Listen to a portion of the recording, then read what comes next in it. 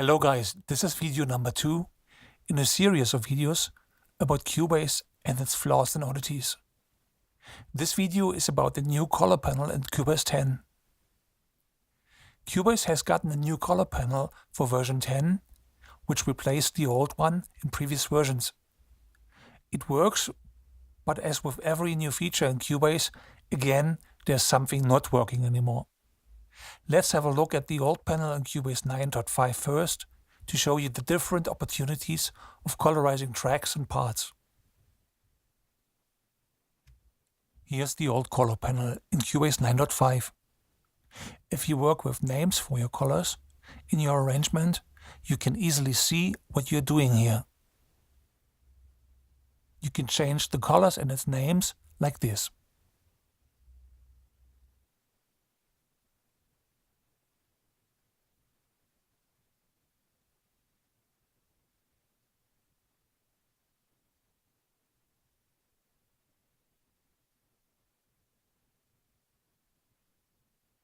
Let's switch to Cubase 10 and open the panel there.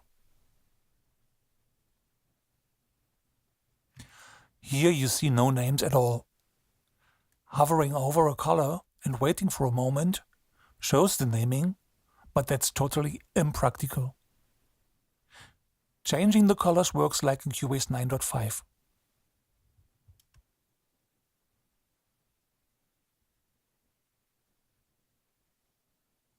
Now let's colorize some tracks and parts here in Cubase 10. Let's say these are some drum tracks and I want to give them my drums color. Let's see how it works. It's this one here. And it changes the color for all tracks at once. That's perfect. Let's try the same in Cubase 9.5. Same behavior. Okay. With the difference that I see immediately what color is for what.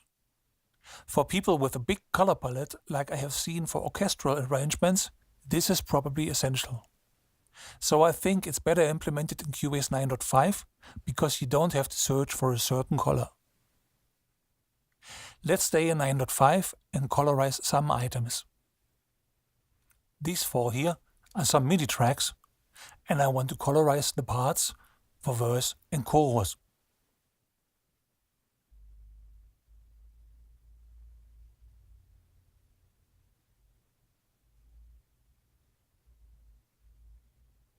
Perfect.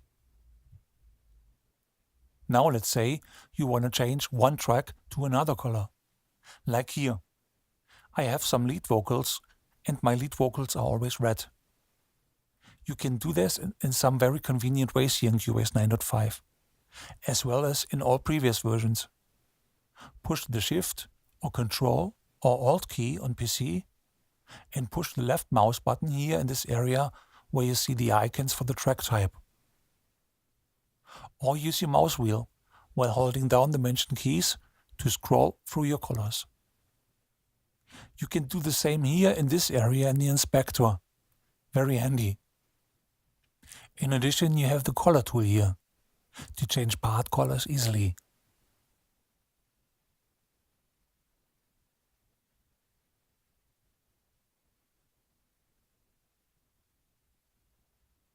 I never thought about this feature until Cubase 10. Okay, we are now back in Cubase 10. These here were my drum tracks. And in this case, it's easy, because I remember the color and it works as it should. Now the MIDI tracks. MIDI was, you see, if you have colors that are pretty close to each other, it becomes a little complicated. And I have just a few colors I normally use. But finally it works as it should. Now the verse and chorus section from the last example. And it also works fine. Some strange behavior anyway, because you have to click twice to the arrangement to get rid of the color panel again. Sometimes. Now the things that got messed up with this update. Clicking or mouse scrolling with Shift, Control or Alt pressed in the track type icon area does nothing anymore. Instead, it switches the inspector tabs on and off. I'm pretty sure that's a bug and not intended by Steinberg. Luckily, this here still works. Go to Inspector in this area where you see a track color and use your mouse wheel. You even don't need a key pressed on your keyboard, it just works. Okay, at least here. To get the color palette, click on a small arrow. And what if I want to change some random parts to certain colors? Like in Cubase 9.5? One more time back to Cubase 9.5.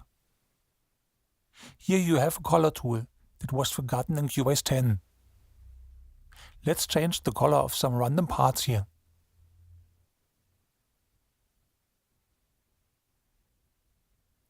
As easy as it should be. And what about Cubase 10? I didn't find a way to do it easily. I have to select a part, and then the color palette, and then the next part, and the color palette again, and the part, and the color palette. I think that's pretty laborious. Please, Steinberg, give us a color tool back and a color palette where we can see your naming. And please make it possible again to change the track colors via Shift or Control or Alt, plus the mouse clicked or scrolled. Thank you for watching, guys. And again, please help me and all other Cubase users by contacting the Steinberg support in a friendly and constructive manner if you have problems with Cubase.